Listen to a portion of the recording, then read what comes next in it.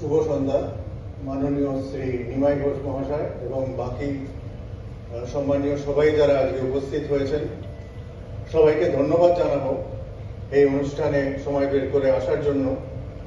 এটা কোনো নাচ গানের মনোরঞ্জনের অনুষ্ঠান নয়, তাই হয়তো হল ভরেনি, কিন্তু তবুও যে আসা আমাদের দরকার আছে, কারণ এটা সত্যকে জানার একটা অনুষ্ঠান। এই আজকে নেতাজির দেশপ্রেম এবং অন্তর্ধান নিয়ে মূলত বলবেন সারা পৃথিবী খ্যাত দুই ব্যক্তি, শ্রী অনুজ ধর এবং শ্রী চন্দ্রচূড় ঘোষ। এদের নেতাজির অন্তর্ধান নিয়ে অনেক বই রয়েছে। ওনাদের বই কোনানগ্রামের ভিত্তিতে গুমনামি বাবা সিনেমাও হয়েছে। তো এদের খ্যাতি এখন চারিদিকে ছড়িয়ে পড়ছে এবং আমাদের সবার জানা উচিত যে এদের বক্তব্য শুনে বোঝা উচিত যে নেতাজির অন্তর্ধান নিয়ে আসলে কি ঘটনা ঘটেছিল। এই প্রসঙ্গে আমি আর বেশি সময় নেব না, খালি দু তিনটে কথা বলবো। যে ছোটবেলায় আমরা একটা ইতিহাসের বইতেই বলুন বা যেখানেই বলুন, সবসময় স্বাধীনতা, ভারতের স্বাধীনতা কিভাবে এসেছে, সেখানে ইতিহাসের পুস্তক বা আমাদের পাঠ্যপুস্তকে দেখেছি নেতাজির কথা কিন্তু সেরকম ভাবে লেখা নেই। একটা গানের কথা আমার খুব মনে পড়ে।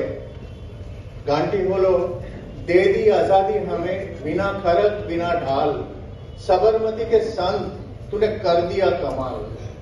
এই গানটা হয়তো অনেকে শুনে থাকবেন, কিন্তু আমি বলবো এই গানটা বছরের একটা বিশেষ দিনে আমাদের শোনা উচিত, বিশেষ একটি দিনে এই গানটা বাজানো উচিত।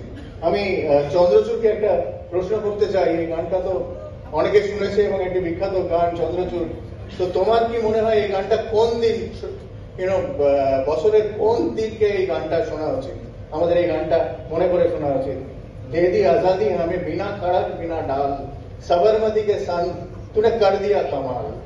কোনো অস্ত্র লাগেনি, কোনো ঢাল লাগেনি, আমাদের স্বাধীনতা এসে গেছে। সবরমতী সাধু, তুমি কামাল দেখালে আমাদের। আমরা সবাই এই গানটা শুনেছি, কিন্তু বছরের কোন দিন? আপনারা কে বলবেন বছরের কোন দিনে এই গানটা গাওয়া উচিত? পয়লা এপ্রিল। এই কথাটাই আমি বলতে চাইছিলাম। এপ্রিল ফুলস ডে বোকা বানানো হয়েছে আমাদের সবাইকে। এই আজাদি, আমাদের স্বাধীনতা বিনা রক্তে আসেনি।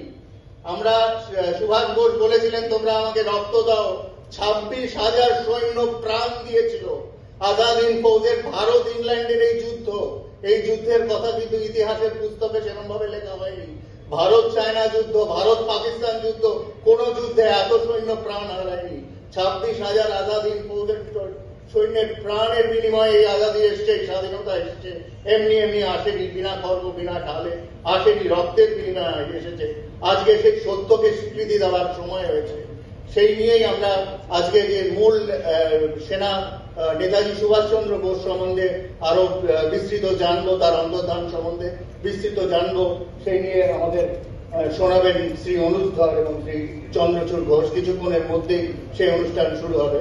ধন্যবাদ। আপনারা একটু ধৈর্য ধরে অপেক্ষা করুন।